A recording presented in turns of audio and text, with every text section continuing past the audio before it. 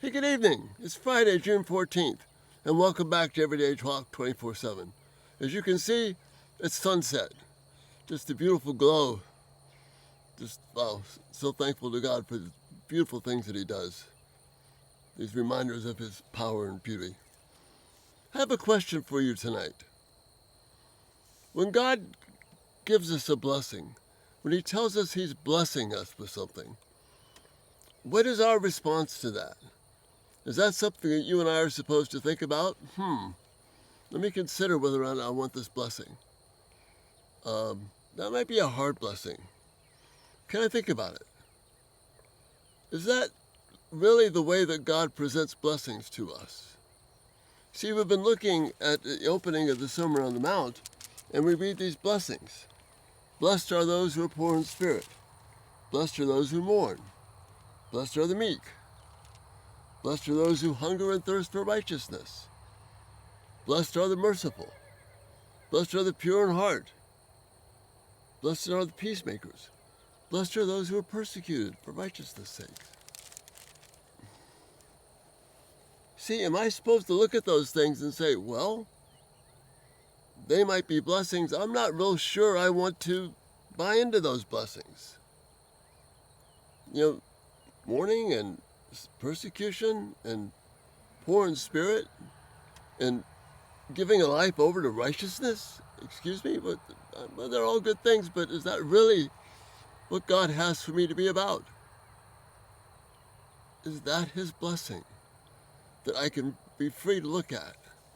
You see, if that's the way that we think, then what we're doing is totally misunderstanding God's goodness.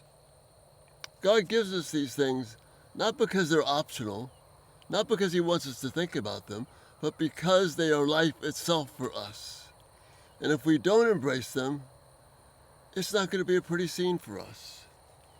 Listen to a similar setting in Deuteronomy. After Moses is done giving all the things to the people, the good things that he's giving them, the commands, the blessings, and the curses, he says to them at the end of chapter 30, in verse 19, "This day I call heaven and earth as witnesses against you, that I have set before you life and death, blessings and curses. Now choose life and your children so that you and your children may live, and that you may love the Lord your God, listen to His voice and hold fast to Him.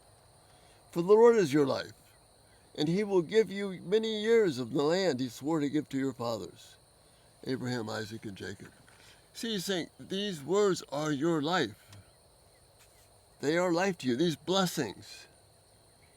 And He's saying, engage with them, buy into the blessings, because this is how you not keep out, how you make God happy. This is how you come to know Him more deeply, so that you may love the Lord your God, listen to His voice, and hold fast to Him. That's the goal. So when He's speaking here in Matthew, He's saying that same formula. Blessed when you're poor in spirit, when you realize how much you need God. Blessed are you when you mourn for the things that you've messed up on, but God is faithful. Blessed are you when you're humble. Blessed when you hunger and thirst for righteousness' sake.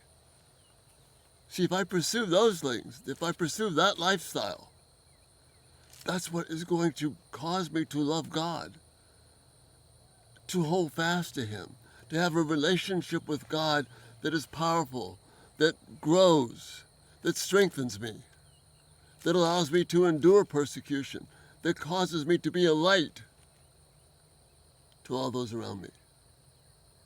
See, when He says, blessed are you if you do these things, it's not just some optional thing. This is the way of life and light. And we somehow think, especially in our modern times, we think these things are optional.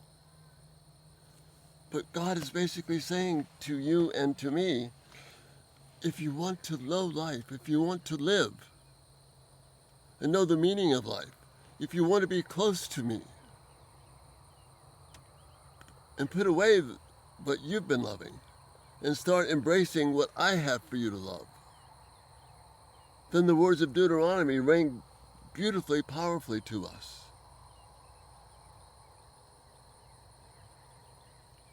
Jesus isn't giving us options except to say this is the way of blessing.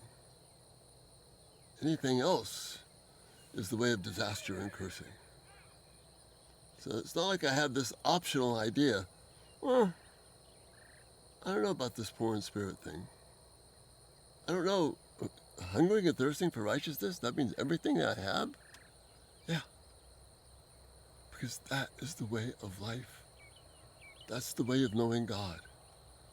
And that's the way of being in love with Him.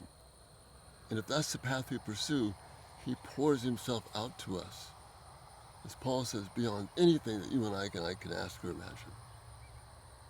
That's the beauty that's before us here. These blessings are not just nice random words in a poetic fashion. Jesus is saying once again, I'm giving you these blessings. Choose life so that you can live. And that's the thought for this night. Give that some thought. And Lord willing, we'll be able to talk about it soon. And we'll see you tomorrow. Have a great evening. It's so beautiful here. Good night.